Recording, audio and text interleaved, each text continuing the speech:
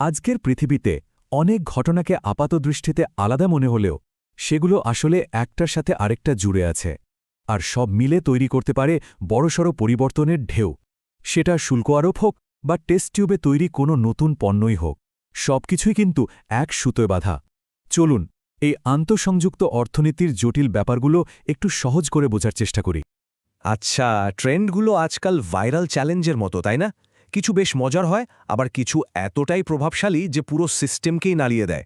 আর অর্থনৈতিক পরিবর্তনগুলো ঠিক এভাবেই খুব দ্রুত ছড়িয়ে পড়ে আর বিশ্বজুড়ে তার একটা বড় প্রভাব ফেলে। যেমন মনে আছে কি চ্যালেঞ্জের কথা? বেশ মজার একটা ব্যাপার ছিল, যেখানে মানুষ চলন্ত গাড়ি থেকে নাচত, আর অন্যদিকে ভাবুন ৩৭% শুল্ক আরোপের কথা। এটা একটা ভীষণ সিরিয়াস অর্থনৈতিক সিদ্ধান্ত।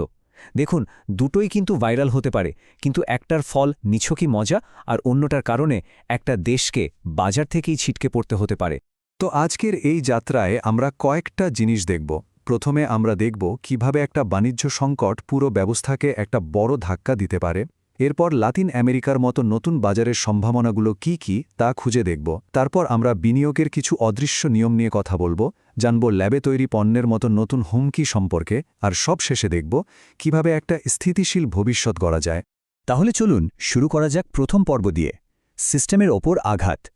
এখানে আমরা একটা কাল্পনিক কিন্তু খুবই বাস্তবসম্মত সংকটের কথা বলবো।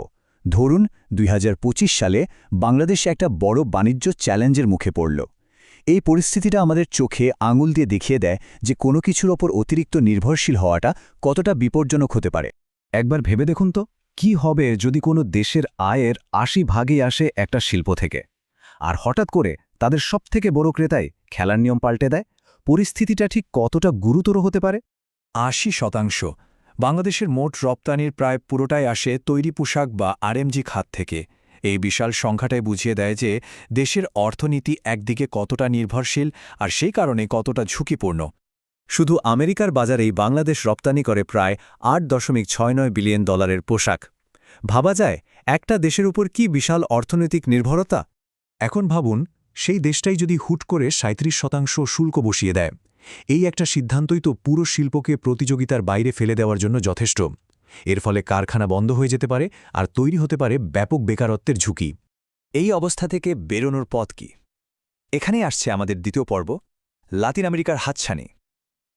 এই সংকট থেকে মুক্তি পেতে নতুন বাজারের সন্ধান একটা বড় উপায় হতে পারে, আর সেক্ষেত্রে লাতিন আমেরিকা কিন্তু দারুণ একটা বিকল্প। লাতিন আমেরিকার দেশগুলোর মোট জিডিপি $৫.৭ ট্রিলিয়ন বেশি। এটা কিন্তু একটা বিশাল সুযোগের বাজার, বিশেষ করে বাংলাদেশের মতো রপ্তানিকারক দেশের জন্য। কিন্তু সমস্যা হলো, এই বাজারে ঢোকা অতটা সহজ না। চীন, ভারত, ভিয়েতনামের মতো দেশগুলো কিন্তু সেখানে আগে থেকেই নিজেদের জায়গা পাকা করে নিয়েছে। তাদের মুক্ত বাণিজ্য চুক্তি আর বড় বড় বিনিয়োগের কারণে প্রতিযোগিতাটা বেশ কঠিন। অবশ্য বাংলাদেশেরও কিন্তু কমতি নেই। এখানে শ্রমের খরচ পৃথিবীর অন্যতম কম, তরুণ কর্মীর সংখ্যা বাড়ছে, আর পরিবেশ বান্ধব সবুজ কারখানা দিক দিয়ে তো বাংলাদেশ এখন বিশ্বসেরা। এই শক্তিগুলো ঠিকঠাক কাজে লাগাতে পারলে নতুন বাজারেও সফল হওয়া সম্ভব। আচ্ছা, নতুন বাজারে যাওয়ার কথা তো হলো, কিন্তু কিছু বাধা আছে যা চোখে দেখা যায় না। চলুন আমাদের তৃতীয় পর্বে সেই অদৃশ্য নিয়মগুলো নিয়ে কথা বলি, যা ভাষা বা যাতায়াতের চেয়েও বড় বাধা হতে পারে। ফরেন ডিরেক্ট ইনভেস্টমেন্ট বা এফডিআই মানে কিন্তু শুধু টাকা পাঠানো না, এটা একটা দীর্ঘমেয়াদী সম্পর্ক তৈরির মতো। কোনো বিদেশি কোম্পানি যখন কোথাও বিনিয়োগ করে, তখন তারা শুধু লাভই খোঁজে না, তারা একটা স্থিতিশীল পরিবেশও চায়। আর এখানেই আসল ব্যাপারটা লুকিয়ে আছে। আসলে বিনিয়োগকারীরা শুধু সস্তা শ্রম খোঁজেন না, তারা চান একটা স্থিতিশীল পরিবেশ, যেখানে আইনের শাসন আছে, বিচার ব্যবস্থা কাজ করে, রাজনৈতিক স্থিতিশীলতা আছে। এগুলোই সেই অদৃশ্য দেয়াল যা ভালো বিনিয়োগ টেনে আনে। নিরাপত্তা আর নির্ভরতাই আসল কথা। এই গবেষণাটাও কিন্তু ঠিক একই কথা বলছে। যখন একটা দেশে সুশাসন থাকে, তখন দুর্নীতি কমে, ব্যবসার খরচ কমে, আর বিনিয়োগকারীরা ভরসা পায়। এটাই বিদেশি বিনিয়োগকারীদের আস্থা অর্জনের মূল চাবিকাঠি। এতক্ষণ আমরা কথা বললাম বাণিজ্য আর রাজনীতির সংকট নিয়ে, কিন্তু আরেক ধরনের ঝুঁকি আছে যা আসছে সরাসরি ল্যাবরেটরি থেকে।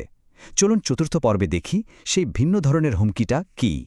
কিন্তু ভাবুন তো, যদি সবচেয়ে বড় হুমকিটা কোনো সরকারি নীতি না হয়ে একটা সাধারণ পণ্য হয়, এমন একটা পণ্য যা কিনা প্রচলিত উৎপাদন ব্যবস্থাকেই অকেজো করে দিতে পারে।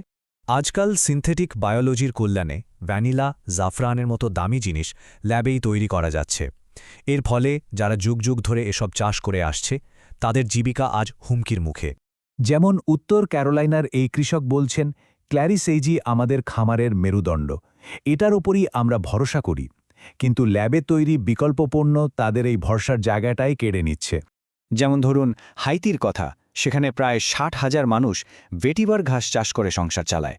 ল্যাবে তৈরি বিকল্প পণ্য তাদের এই ভঙ্গুর অর্থনীতিতে একটা বড় আঘাত হানতে পারে আর হাজার হাজার মানুষের আয়ের উৎস কেড়ে নিতে পারে। তাহলে আমরা দুই ধরনের বড় চ্যালেঞ্জ দেখলাম, একটা আসছে বাণিজ্য থেকে, আরেকটা প্রযুক্তি থেকে। এখন প্রশ্ন হলো, এর সমাধান কি? উত্তর হলো, শুধু প্রতিক্রিয়ার অপেক্ষায় না থেকে প্রোঅ্যাক্টিভ হওয়া, মানে আগে থেকেই উদ্যোগ নেওয়ার আর নিজেদের ভেতরের শক্তি বাড়ানো। এটাই আমাদের শেষ পর্বের মূল কথা।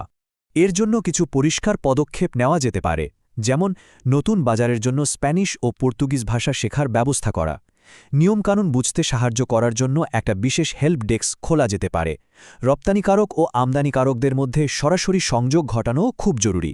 আর সবচেয়ে বড় কথা হল, নতুন বাজারে ঢুকতে ব্যবসায়ীদের যে ঝুঁকি নিতে হয় সেটা কমানোর জন্য আর্থিক সহায়তা দেওয়া। সবকিছুর লক্ষ্য একটাই, অভ্যন্তরীণ সক্ষমতা বাড়ানো। সবশেষে একটাই প্রশ্ন, এই যে পৃথিবীটা ক্রমাগত বদলাচ্ছে, এখানে স্থির হয়ে দাঁড়িয়ে থাকার পরিণতি কি হতে পারে? হয়তো পরিবর্তনের সাথে নিজেকে না বদলানোর দামটাই সবচেয়ে বেশি।